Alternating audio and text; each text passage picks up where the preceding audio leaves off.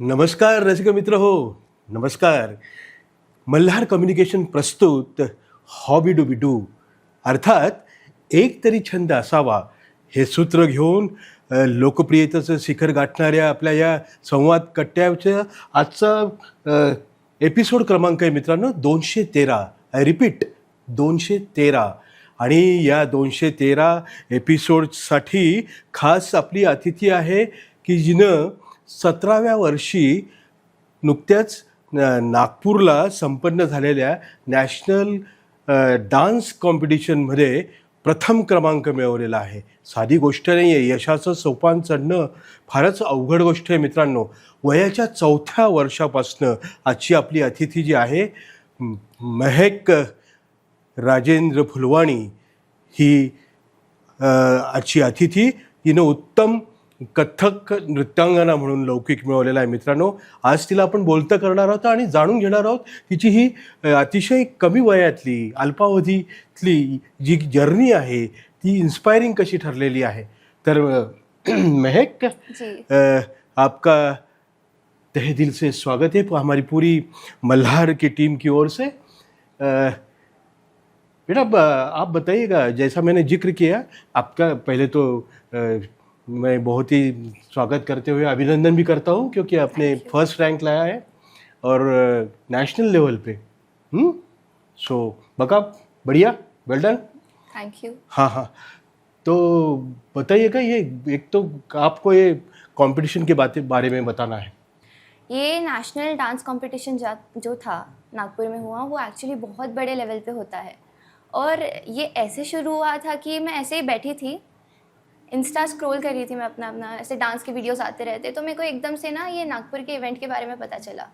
और कोइंसिडेंटली मैं उसी टाइम नागपुर में भी थी, मतलब मेरा नानी घर है तो मैं वहीं पे जाने वाली थी.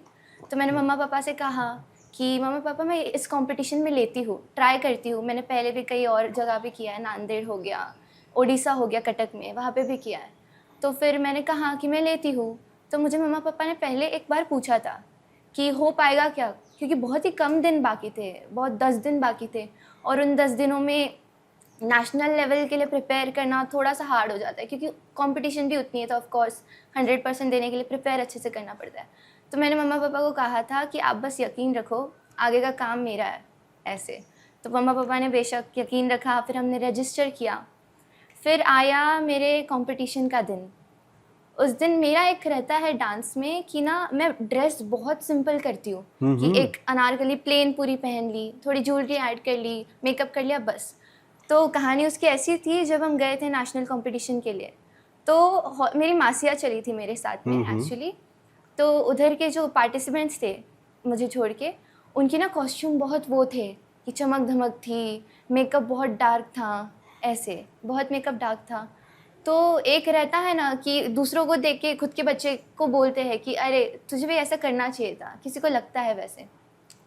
तो मैंने मेरी मासियों को भी यही बोला था कि कॉस्ट्यूम्स पे मत जाइए, मैं अपने डांस से बता दूंगी कि कॉस्ट्यूम से ज़्यादा डांस मैटर करता है ऐसे. तो फिर ऑफ कोर्स मैंने बाहर से बोला, पर मेरे को पता था अंदर से मैं खुद डरी हुई थी कॉस्ट्यूम्स देख के उनके. बट ठीक है, हुआ, उनके भी डांस परफॉर्मेंसेज हुए.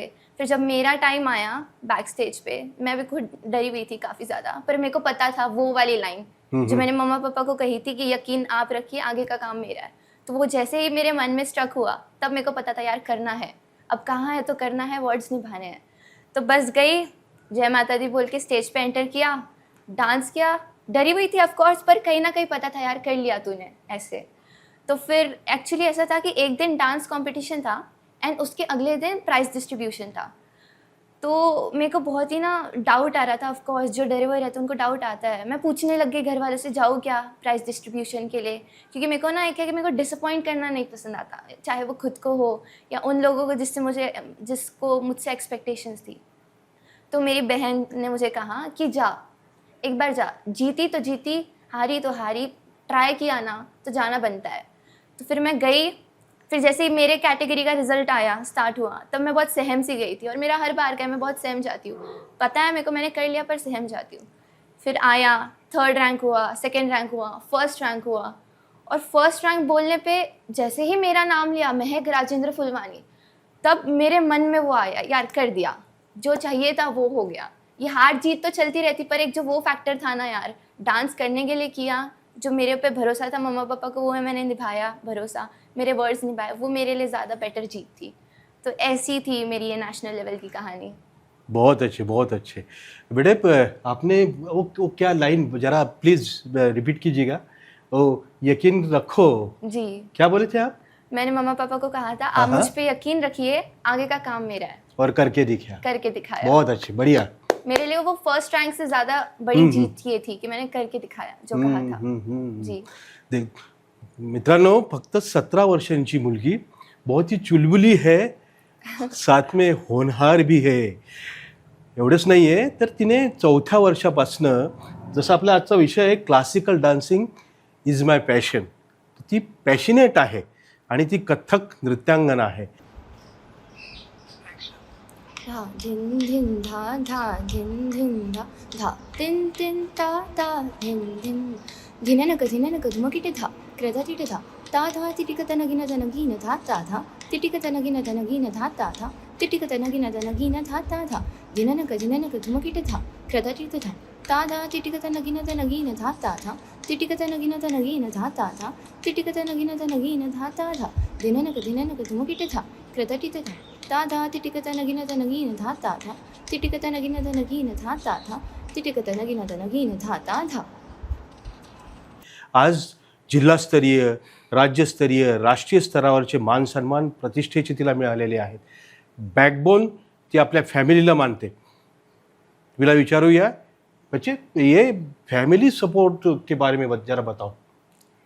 एक कलाकार के लिए कला तो बहुत ही इम्पोर्टेंट चीज़ रहती है, ऑफ कोर्स उसी से वो कलाकार बनता है.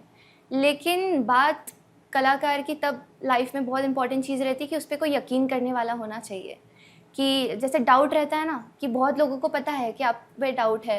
एक्चुअली मेरा भी ऐसा है कि जब मैंने डांस करना शुरू किया था ना, तब काफ़ी लोग मेरे मम्मा पापा को कहते थे, अरे इसको डांसिंग में मत डालो, डांस में क्या रखा है, टाइम पास है, अभी करेगी आगे चल के तो पढ़ेगी, कुछ जॉब वॉब पे लगा देना इसको. तब मेरे मम्मा पापा को पता था कि नहीं, इसमें अगर डांसिंग का है ना तो ये डांस में ही आगे करेगी ऐसे.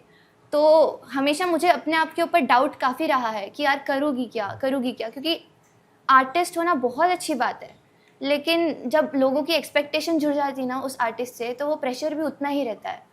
तो मेरे मम्मा पापा ऐसे पार्ट रहे हैं मेरे लाइफ का या मेरे जर्नी का कह सकते हो, जिन्होंने मुझे कभी गिव अप करना सिखाया ही नहीं. जैसे इसके पहले मैंने कहा था कंपटीशन के बारे में कि मैं बहुत डर गई थी. तो कैसा भी टाइम हो, मेरा अच्छा टाइम भी चल रहा हो, मेरा बुरा टाइम भी चल रहा हो, चाहे मैं जीत भी रही हूँ, चाहे मैं हार भी रही हूँ, मेरे मम्मा पापा हमेशा मेरे साथ खड़े हैं. कभी ऐसा नहीं कहा उन्हें कि हार गई ना, छोड़ दे, मत कर, आगे भी किसको पता क्या होगा. नहीं, उनने हमेशा कहा है कि ट्राई करते रहना, हार असली हार नहीं होती, नहीं ट्राई करना असली हार होती है. तो मैं यही कहूँगी कि अगर मम्मा पापा नहीं होते तो मैं आज शायद यहाँ पे आपके साथ बैठ के इंटरव्यू नहीं कर रही होती, या मैं उतना खुद के ऊपर भी भरोसा नहीं रख पाती और यहाँ तक आ नहीं पाती. तो जितना भी मेरा श्रेय सारा मेरे मम्मा पापा को जाता है. और इवन मेरे दो करीबी बहुत दोस्त है, दो करीबी दोस्त, मैं उनको भी देना चाहूँगी. क्योंकि कुछ बातें होती है ना कि आप मम्मा पापा के सामने नहीं शेयर कर पाते, कि आप वीक हो रहे हो या आपको खुद पे डाउट आ रहा है, क्योंकि तुमको लगता है कि यार ऐसे मेरे मम्मा पापा मुझे वीक ना समझे. तो वो बातें मैं मेरे वो दो फ्रेंड्स से शेयर कर लेती थी. तो वो भी ऐसे थे, अरे महक रखना भरोसा खुद पे, कभी भी हो कॉल कर दिया कर, हम हैं तेरे साथ, तो बहुत अच्छी डांसर है, करते रहे. तो बस यही जो एक आर्टिस्ट को वो रहता है ना कि यार खुद का डाउट पे भी यकीन करने वाले कोई हो ना, यार तू डाउट मत कर, तू कर रही है, तो वो बहुत इंपॉर्टेंट रहते. तो वो मेरे लिए मेरे मम्मा पापा और वो मेरे दो दोस्त हैं. कितनी अच्छी बात कही आप, बहुत अच्छे. मित्रांनो, 12वी परीक्षेचा निकाल नुकताच घोषित झाला आहे. मेहकला जवळपास नियर अबाउट 94%, 93 समथिंग तिला मिळालेले आहेत. पण डान्स आणि दुसरीकडे अभ्यास, तो पढ़ाई और डांस साथ साथ में कैसे बैलेंस किया बेटे? अगर मैं बहुत ऑनेस्टली बात करूँ तो मेरा ना हमेशा से खिंचाव डांस की तरफ ज़्यादा रहा है. अच्छा. तो घर पे भी मैं रहती थी ना, समझो मेरा कोई एग्ज़ाम का टाइम आया या कोचिंग सेंटर में टेस्ट थे मेरे, तो भी मैं ऐसे डांस ही करते रहती थी पूरे दिन. तो मुझे मेरी मम्मा कहती थी, अरे पढ़ भी ले. मैं मम्मा को कहती थी, मम्मा हो जाएगा. क्योंकि हमारे कोचिंग में ऐसे थे हमारे सारे सर कोई भी सब्जेक्ट के ले लो, वो ऐसे थे कि जो वो बोलते थे ना वो मेरे मन में रह ही जाता था कि अरे हाँ, ऐसा नीड ही नहीं लगती थी कि अलग से भी पढ़ने की ज़रूरत है, बट ऑफकोर्स पढ़ना चाहिए। तो डांस को वही बैलेंस किया वैसे कि शाम में डांस की अगर प्रैक्टिस कर ली तो मैं उतना अच्छे से ध्यान दूँ क्लास पे कि मेरे को बाद में डांस के लिए टाइम निकालते आए ऐसे। और फिर जब एग्ज़ाम्स आती थी तब पढ़ लिया होता था। तो मतलब इतना मुश्किल नहीं है, अगर जुनून हो ना तो बैलेंस करना मुश्किल नहीं होता आई गेस कभी भी। तो बस ये हुई कि अगर मेरे को पता था कि मेरे को डांस करना है तो मेरे को ये भी पता था कि मेरे को पढ़ाई भी करनी पड़ेगी ताकि डांट ना मिले ऑफ कोर्स। तो वही डांस के लिए भी बराबर से टाइम निकालना, पढ़ाई के लिए भी टाइम निकालना शायद मुश्किल नहीं रहा है मेरे लिए उतना, बैलेंस हो जाता है बराबर से। बहुत अच्छा। अच्छा, वन मोर थिंग बेटा, इतने सारे फॉर्म्स है डांस में, जी। राइट? तो सिर्फ कथक ही क्यों? ऐसा है कि मैं जो स्कूल में पढ़ी हूँ उस स्कूल में ना बहुत सारी एक्टिविटीज़ होती थी। अच्छा। उसमें का एक पार्ट था डांसिंग एक्टिविटी, अच्छा अच्छा। और डांसिंग एक्टिविटी का भी एक और पार्ट था कथक। हम्म। तो मैंने कथक लर्न करना मेरे स्कूल से ही स्टार्ट किया है। तो जब मैं कथक करती थी ना, ऑफ कोर्स मेरे को बाकी फॉर्म्स की नॉलेज नहीं थी उतनी, बट जितनी थी मेरे को कथक की नॉलेज, मेरे को पता था यार इसमें वो चीज़ है जो मैं हमेशा से तलाश रही थी। एक रहता है ना कि तुम्हारे अंदर एक वो हिस्सा रहता है जो एक ही चीज़ से भर पाता है, तो वो मेरे लिए कथक था। मतलब जब सीखना शुरू किया मैंने कथक, तो वो मुझसे ऐसे तरीके से जुड़ गया कि कभी निकला ही नहीं मेरे अंदर से। तो मुझे पता था कि यार कोई अगर मेरे को कथक करना है ना, शुरुआत जबकि मेरे छोटे एज से कथक से ही हुई है, तो मैंने कथक को पकड़ा और आज तक मैं कथक कर रही हूँ क्योंकि मेरे को पता है मेरे अंदर है, कथक का ही है। एक वो ऐसा नहीं है कि मैंने यूट्यूब वीडियोस देखे बाकी डांस के भी तो मेरे को कथक पसंद आ गया कंपैरिजन में, नहीं। मेरे को पता नहीं वो अंदर से हमेशा से फीलिंग रहती थी यार महक तू इसके लिए बनी है, तू यही कर। तो मैंने फिर कभी और फॉर्म को देखा ही नहीं। ऑफकोर्स मैं वेस्टर्न करती हूँ साथ ही साथ, पर कथक ऐसी चीज़ है कि जो जुड़ गई ना मुझसे तो अब तक टूटी नहीं है। एक वो अंदर से फीलिंग आती है कि ये तेरे लिए बना है तो इसके लिए बनी है, तो बस ये करते रहे। इसी से कनेक्टेड मेरा अगला सवाल ऐसा है कि फ्यूजन के बारे में आज आपने सोच के रखा जी है? बिल्कुल। कैसे? मेरा ऐसा है कि जो आजकल की जनरेशन है ना, वो काफ़ी मॉडर्न स्टाइल को ज़्यादा प्रेफर करती है कि रॉक म्यूज़िक हो गया, पॉप म्यूज़िक हो गया, वेस्टर्न, वो उससे ज़्यादा कनेक्टेड फील करती है ऑफ कोर्स। तो मेरा ऐसा कहना है कि जैसे मैंने सीखा है क्लासिकल का डांस, तो मुझे पता है कि वेस्टर्न भी अच्छा है, क्लासिकल भी उतना ही अच्छा है, पर आजकल की जनरेशन शायद उतना कनेक्ट नहीं कर पाती है। राइट। तो मैं हमेशा ट्राई करती हूँ कि मैं वेस्टर्न और कथक को मिक्स करके, जैसे फ्यूजन कहा सर ने, तो वैसा फ्यूजन लाऊं मेरे सोशल्स पे भी, ताकि जो आजकल की जनरेशन है ना वो क्लासिकल से कनेक्ट कर पाए, जो कि हमारे इंडियन संस्कृति का एक बहुत बड़ा पार्ट है। तो मैं बस वही चाहती हूँ कि मैं कुछ ऐसा करूँ, ऐसा बन के दिखाऊँ फ्यूजन में, कथक वेस्टर्न दोनों को मिक्स करूँ, कि जो जनरेशन है वो ना कि सिर्फ वेस्टर्न बट अपना जो इंडियन कल्चर है, जैसे कथक हो गया या कथक को छोड़िए बाकी फॉर्म्स भी है, भरतनाट्यम वगैरह, तो उससे कनेक्ट कर पाए और ज़्यादा कनेक्ट कर पाए और ज़्यादा एक्सप्लोर करे। कि जैसे वेस्टर्न कल्चर हो गया बट इंडियन कल्चर को भी और एक्सप्लोर करे। तो हमेशा से मेरा ये मोटिव रहता है कि मैं जितना हो सके फ्यूजन्स बनाऊँ, ट्राई करूँ, जनरेशन को इंस्पायर करूँ कि हाँ कथक भी बहुत एक खूबसूरत सा डांस फॉर्म है, उससे भी कनेक्ट करिए, उसमें भी मज़ा आता है। बहुत अच्छा। यानी छोटी बच्ची लेकिन सोच बहुत बड़ी है। आपका फ्यूचर बहुत ब्राइट है बेटे। Thank you. और आगे आपके बकेट लिस्ट में, विश लिस्ट में बहुत सारी चीज़ें होंगी। बिल्कुल है। कौन सी बताइए। एक जैसे कि मैंने अभी कहा कि मेरे को आगे की जनरेशन, आगे की मतलब ये जनरेशन भी, आगे की जनरेशन भी मॉडर्न स्टाइल की तरफ बढ़ रही है ना, तो मेरे को एक उनको ऐसी स्टोरी बनानी। एक्चुअली मेरे से रिलेटेड ना एक लाइन भी है जो मैं काफ़ी लोगों को बोलती हूँ कि I would rather be a story that inspires, कि मेरे को एक ऐसी कहानी बननी है जो कि लोगों को इंस्पायर कर सके। तो मैं बस यही चाहती हूँ कि मेरे डांस के थ्रू मैं लोगों को इंस्पायर कर सकूँ, एक ऐसी इंसान बन सकूँ कि जो लोग देखे उनके बुरे टाइम में, अच्छे टाइम में, तो वो इंस्पायर हो सके। तो चाहे मेरे बकेट लिस्ट में बहुत चीज़ें हो, पर सबसे मेन चीज़ यही है कि मैं किसी की इंस्पिरेशन बन सकूँ ऐसे। और जैसे मैंने कहा कि मेरे को कथक में बहुत इंटरेस्ट है, तो मैं कथक को ना कि सिर्फ इंडिया में बट आगे चल के और देशों में, जैसे कहीं और हो गया, जैसे लंदन हो गया, कहीं पे भी उधर और लेके जाना चाहती हूँ। मतलब पता है मैं बहुत बड़े सपने देखती हूँ, बट किसने, सपनों के पैसे थोड़ी लगते हैं, देखो बड़े। तो मेरा बस यही सपना है कि जैसे इंडिया में तो मैं कर ही रही हूँ, तो मैं और कंट्रीज़ में भी जाके थोड़ा एक्सप्लोर करूँ, उनको भी बताऊँ, तो वो लोग भी कनेक्ट करें। काफ़ी इंडियन कल्चर की काफ़ी तारीफ़ें होती है बाहर, तो मैं उस तारीफ़ का एक हिस्सा बनना चाहती हूँ कि मैं भी करूँ, मैं भी बन सकूँ, कोई अदर कंट्री में मैं अपनी कंट्री का भी नाम आगे लेके जा सकूँ।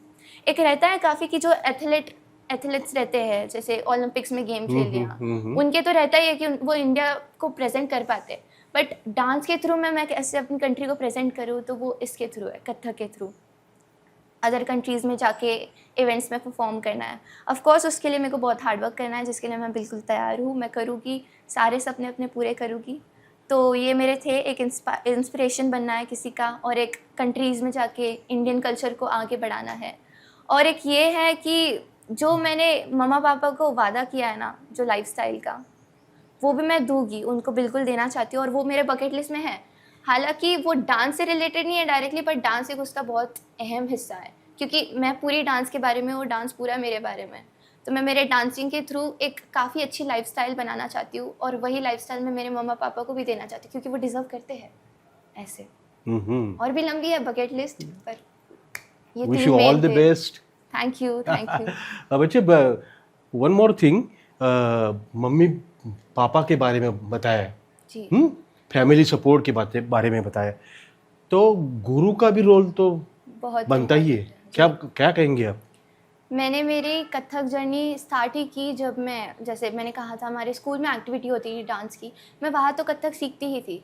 बट जो मेन मेरी जर्नी स्टार्ट हुई है, वो तब स्टार्ट हुई थी जब मैंने मेरी कथक स्टार्ट किया मेरे गुरु श्री जास्मिन काजरी मिस के यहाँ।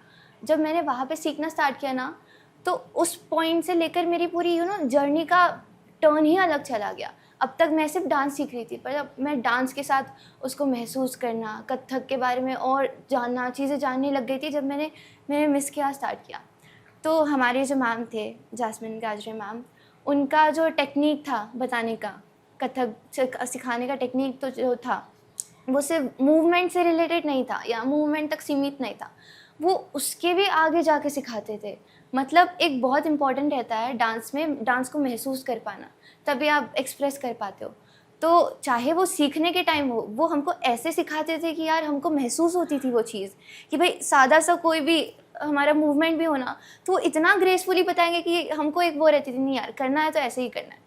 तो सबसे इम्पॉर्टेंट पार्ट मैं यही कहूँगी कि मैंने जो लर्निंग ली है मेरे मिस से, वो मेरी लाइफ का सबसे इम्पॉर्टेंट पार्ट था, क्योंकि उधर से ही मेरी लाइफ को एक अलग दिशा मिली, मैं ज़्यादा महसूस करने लग गई डांस को। तो शायद मैंने अगर जास्मिन मिस से नहीं सीखा होता तो डांस, तो मैं उतना डांस को जान ही नहीं पाती थी। तो मेरे मैम का भी सपोर्ट मेरे लाइफ में उतना ही रहा है डांसिंग जर्नी में, जितने मम्मा पापा का रहा है। अगर उनने जितने भी मेरे को महसूस करने की शक्ति दी है, तो शायद जास्मिन मिस नहीं दी है मुझे। तो बस मैं आई एम वेरी थैंकफुल, अगर मैम वो वीडियो देख रहे होगे तो आई एम वेरी थैंकफुल कि मैंने आपकी आग लगाई और आपने मुझे सिखाया। आप कुछ तोड़ा वगैरह जी प्रेजेंट करना चाहती थी, जी। प्लीज। धा धिन धिन धा धिन धिन धा तिन तिन ता ता धिन धिन धा।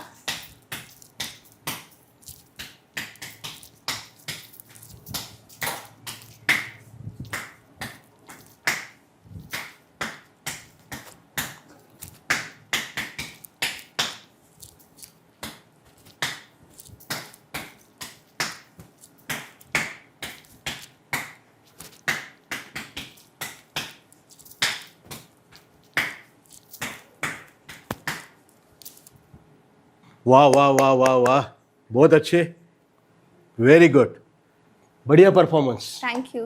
हाँ हाँ। दोस्तों, अपने पास समय की कमी है, आपण आता या रंगलेल्या मुलाखतीचं शेवट करूया। बेटे, आप यहाँ पे आए तो पूरी मल्हार टीम की ओर से मैं आपका शुक्रगुजार हूँ। Thank you sir. Thank you very much.